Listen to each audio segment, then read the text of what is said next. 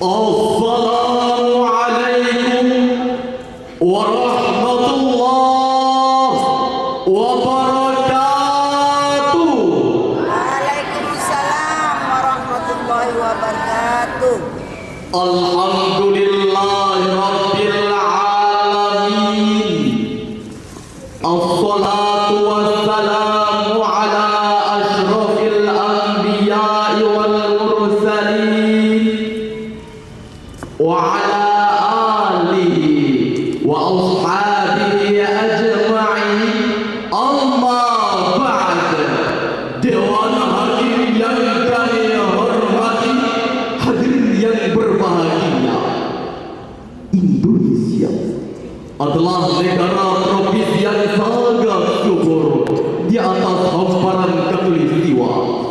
Negeri kita tercinta ini memiliki kekayaan sumber daya alam yang melimpah ruah, sehingga Profesor Dr. Muhammad Turai Shihab menyimpulkan Indonesia ini bagaikan sekeping tanah surga yang dihamparkan di persada Nusantara dengan jumlah penduduk yang sudah melebihi 150 juta jiwa. Ini merupakan potensi sumber daya manusia yang sangat strategis bagi pelaksanaan pembangunan bangsa menuju masyarakat yang adil, makmur dan sejahtera.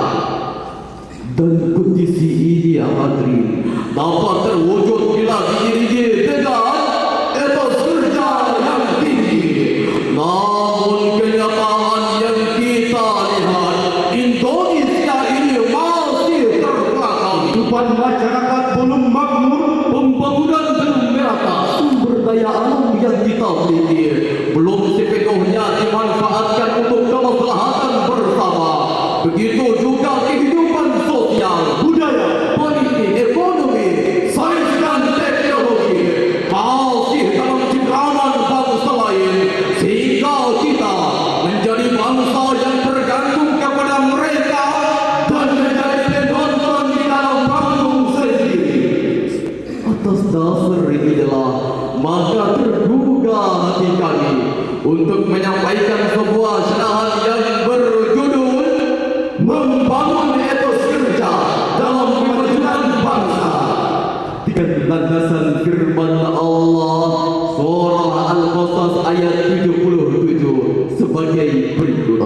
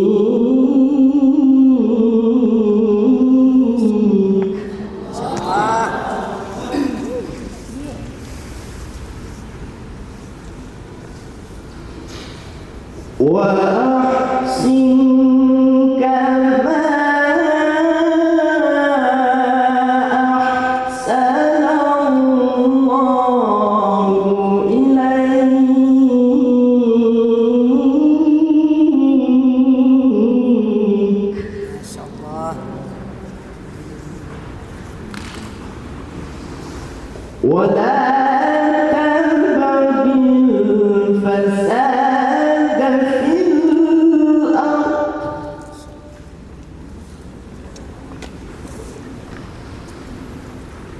إن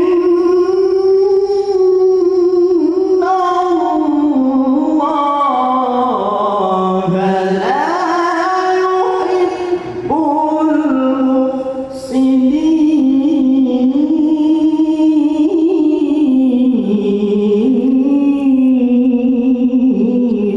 Aku berlindung kepada Allah dari godaan setan yang terkutuk. Dengan menyebut nama Allah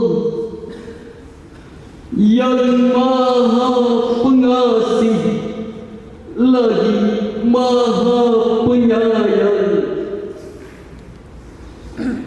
dan carilah apa yang telah dianugerahkan Allah kepadamu, kebahagiaan negeri akhirat, dan janganlah kamu melupakan bagianmu dari kenikmatan duniawi, dan berbuat baiklah kepada orang lain sebagaimana Allah telah berbuat baik kepadamu. Dan janganlah kamu berbuat kerusakan di muka bumi.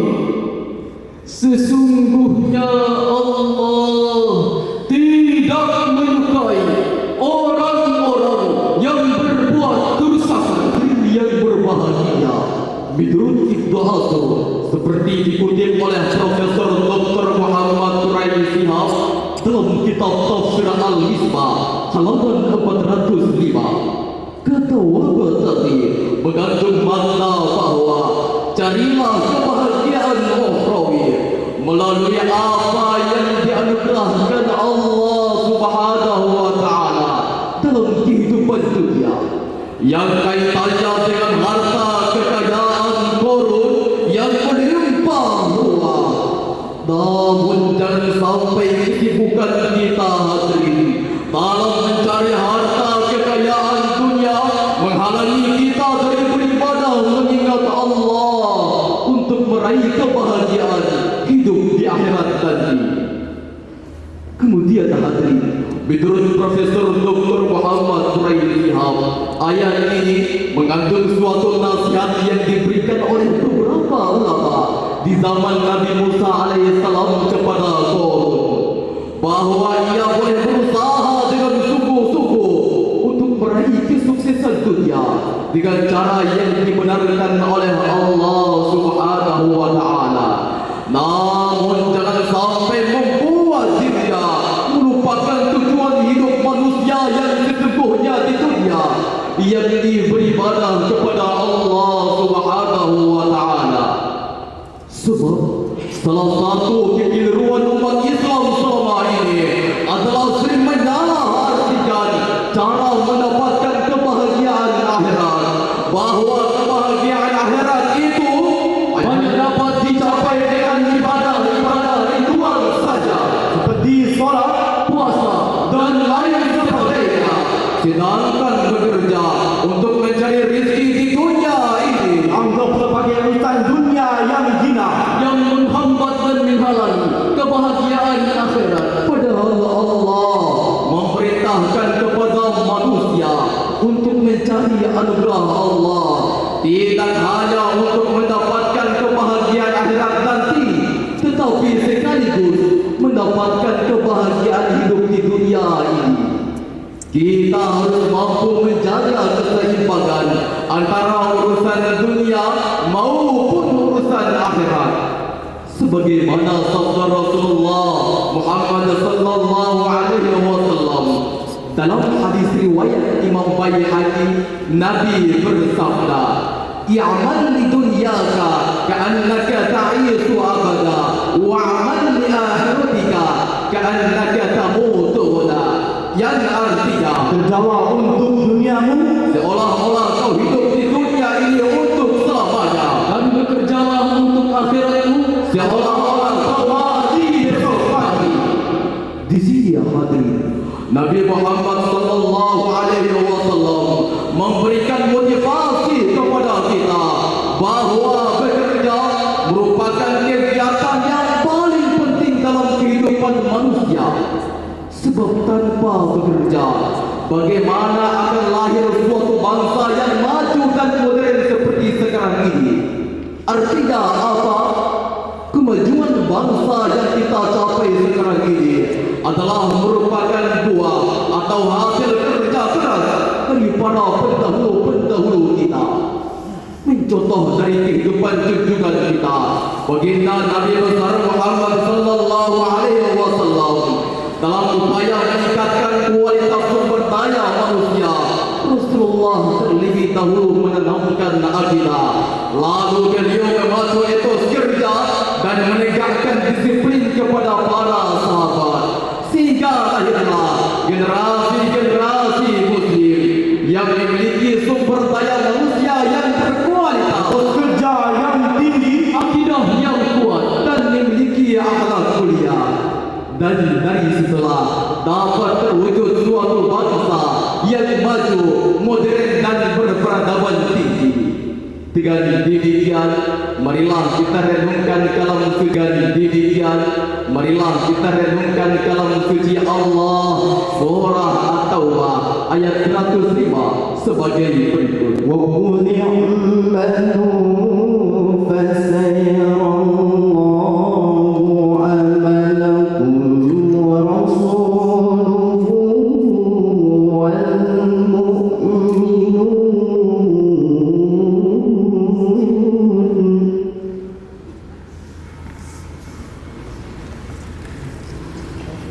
وستردون إلى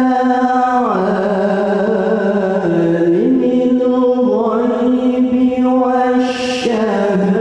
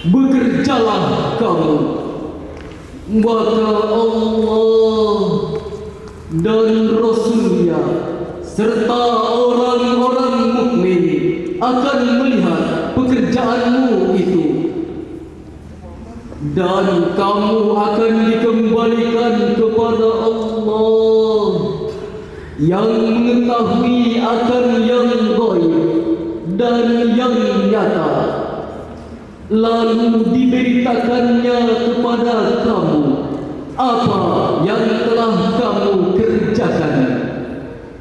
Maha benar Allah dengan segala firman-Nya yang berbahagia. Profesor Dr. Muhammad Surai Shihab menjelaskan ayat ini mengandung suatu perintah kepada kita semua bahawa kita harus memiliki mental baja dalam bekerja dan memiliki sifat malu dan rasa minder dengan pekerjaan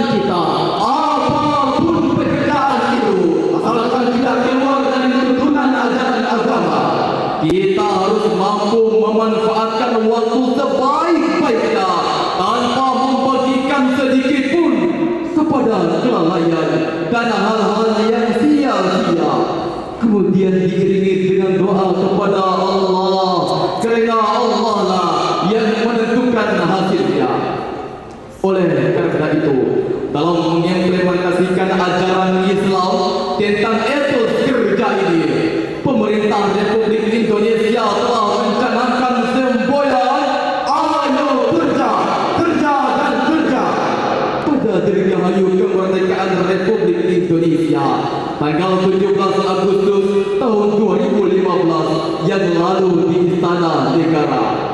Dengan demikian, wahai umat Islam, wahai saudaraku sebangsa dan setanah air, wahai para pemuda, bangkitlah, songsonglah masa depan kita dengan semangat kerja yang tinggi. Tinggalkan sifat bermalas-malasan, isi masa muda ini dengan mengukir prestasi. Ingat, insan pemalas hanyalah menjadi beban negara, bukan menjadi aset negara. Hadirin yang berbahagia, dari uraian yang telah kami sampaikan tadi, dapat kami simpulkan bahawa etos kerja merupakan sikap kepribadian yang melahirkan kreativitas, meningkatkan produktivitas yang tinggi, menghasilkan karya-karya yang sangat bermanfaat, dan sebagai manifestasi iman dan ketakwaan. Semoga dengan semangat kerja yang tinggi dan kualitas sumber daya manusia yang handal, bangsa kita akan sanggup bersaing dan sejajar dengan bangsa-bangsa yang sudah maju dan modern. Bangsa kita akan jaya, rakyat kita akan sejahtera di bawah naungan dan lindungan Allah Subhanahu wa Ta'ala. Mengakhiri cerahan ini, kami ingin menyampaikan sebuah lagu. Wahai manusia, jangan engkau tertipu daya oleh dunia yang fana sebagai tempat ujian bagi kita.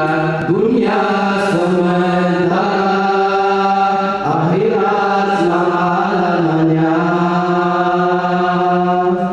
Orang kaya mati, orang miskin mati, raja-raja mati, rakyat biasa mati, semua pergi menghadap Ilahi. Dunia yang dicari tak ada yang berarti, dunia yang dicari tak ada yang berarti. Demikian cerahan yang dapat kami sampaikan. Terima kasih atas segala perhatian. Mohon maaf atas segala kekurangan. Usikum wa nafsi bitaqwallah. Wassalam.